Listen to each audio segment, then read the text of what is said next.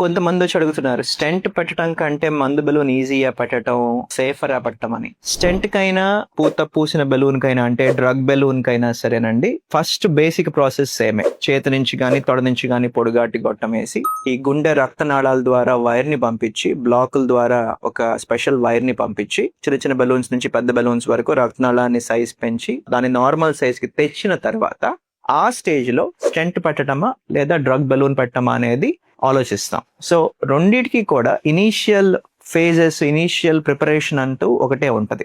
Final stage లో stent పెట్టే విధంగా కొన్ని రక్తనాళాలు ఉంటాయి, అంటే డైసెక్ట్ అయిపోయి తెగిపోయి రక్తనాళాలు. డ్రగ్ బెలూన్ పెడితే కొంచెం రిస్క్ అనే సిచ్యువేషన్స్ లో స్టెంట్ నే చూస్ చేస్తాం. అలా కాకుండా మంచిగా రక్తనాళం ఓపెన్ అయిపోయి నిండుగా నార్మల్ సైజ్ కి వచ్చేస్తే, ఎస్పెషలీ ఇందాక చెప్పిన సిచ్యువేషన్స్ ఉన్న వాళ్ళకైతే డ్రగ్ బెలూన్ పెడతాం. సో రెండిటికి కూడా ఫైనల్ స్టేజ్ ఒకటే డిఫరెంట్.